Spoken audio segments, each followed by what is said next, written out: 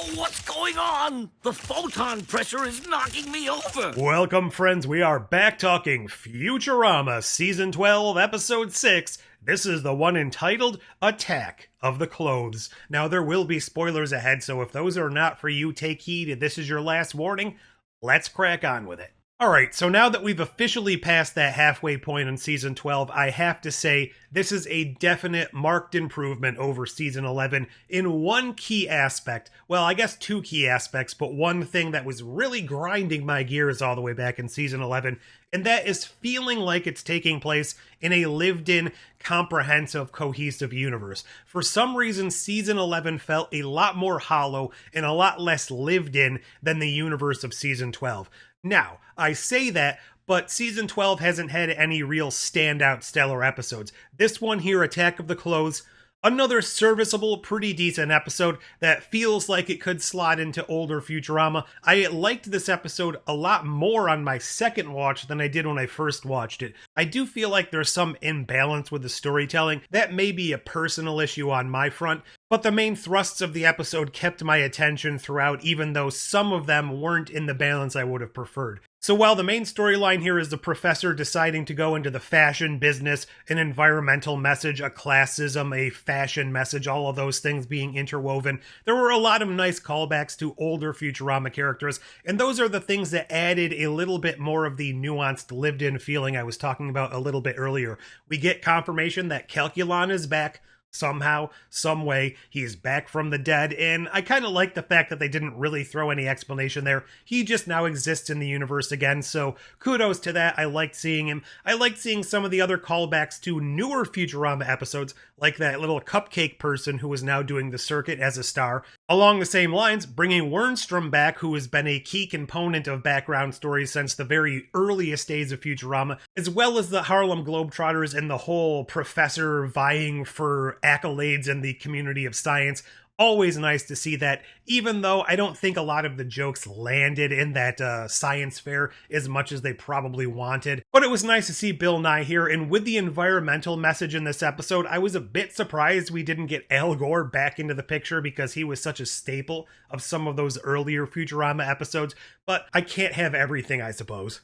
Revisiting the Hall of Presidents, getting Obama thrown in there, as well as a couple of other returning non-canonical to our reality presidents with Sharon Anders and Susan Kohu, who I think were first seen in way back in 2011. All the President's Head, I think, was the episode. It was actually nice to see the president's heads getting along in a more jovial, joking manner, especially in the current climate where no one can get along politically. It was nice to see all of these disparate presidents' heads in a quirky, futuristic setting getting along with each other. The other big thing in this episode is having Cara Delevingne as a guest character.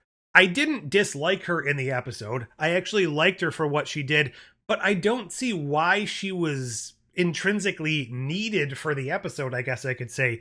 Her being a Frankenstein model who was basically there to facilitate the professor's turn into fashion stardom to become a designer.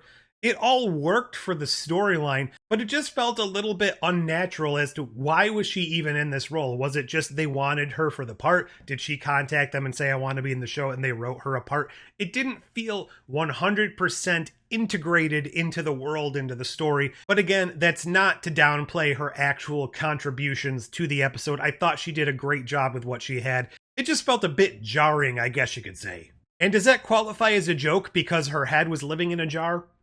I'm gonna go ahead and say yes, you can laugh at that. And while you're coming down off of all that raucous laughter, don't forget you can now join the channel with memberships. Why don't you just accept your fate and join us? Join us! Don't you want to join the crew? You'll be dead and evil too. The coolest thing to do is join us. That's what I was gonna say. Coming back to those returning characters, we also get a brief cameo by Umbriel, that mermaid character, harkening back all the way to those very early days of Futurama. Once again, just something that adds to the tapestry of the Futurama universe. I probably should have come up with a pun that had to do with thread that wasn't tapestry because this is a fashion type episode. And since I haven't put it in post, I guess I never did. Now, I mentioned I thought the pacing was a little bit unbalanced, and that is simply because I thought the exploration at the end of the episode, the very end of the episode, where they determine what's happening to all of the discarded clothes that get thrown into the fash can, which is some multi-dimensional time-space wormhole anomaly thing, that could have done with a bit more explanation. I get the point that apparently that wasn't the story they wanted to tell, but me personally, as a science fiction fan, I wanted a bit more exploration on that, and maybe to trim down, I guess that's another pun, the fashion designer making clothes type aspect of the story. One little thing that irked me, and again, this is a minor nitpick in the episode, why did the professor bother even commenting on the fact that the clothes fall apart after 1 day of usage? Obviously, that wasn't true. He immediately after that statement provided a way to discard the clothes in his multi-dimensional trash can anyway. Why was that comment even in there? It didn't lead to any story elements. It didn't add to any of the characters' arcs by saying, oh, well, I guess this is environmentally friendly, and leading them into a false sense of security or anything. It was just a comment that was thrown out there, which was immediately proven untrue. And that's the type of thing that just briefly took me out of the episode. I'm like, okay, so I guess there's going to be this element where if somebody wears the clothes past midnight, they're just going to disintegrate and fall off the bodies or something. But no, it was immediately turned on its head and proven that the clothes don't actually do anything. They don't dissolve. They are 100% stable. We are just shunting them off into this fash can, which...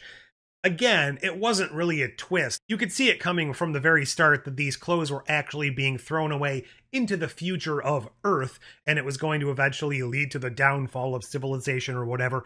And that's where it left me feeling a bit hollow at the end of the episode. There's no resolution on this. We're just left with the Armageddon of clothes starting to fall from the sky. We put up an umbrella. Cara Delevingne is stuck in the future, which apparently is only probably a couple days from now, in a wasteland of Earth, covered with clothes that are killing everything. And I have to imagine we're not revisiting this in the next episode. This isn't going to be a serialized story, so it's just kind of a bleak ending to the episode that's not going to be revisited. Or if it is, it'll probably be revisited 2 or 3 seasons down the line as a throwaway joke when they're doing some sort of, I don't know, time travel or dimension hopping or some of the shenanigans they will inevitably get up to in Futurama. Overall, not the greatest episode, but it definitely held my attention and it did the job, and I think it holds a place of just feeling like another average Futurama episode similar to the last few. Again, I keep harping on it, The Temp is still my favorite episode of this season, but that's not even a stellar standout all-time classic. It's just the best of what we've received in 12 so far, in my opinion. What are yours? Whatever they are, leave all your thoughts down below. Like, share, subscribe, do all those fancy YouTube things. Join us if you'd like, but until next time... I've never felt so worthless. I'll just throw myself in the garbage.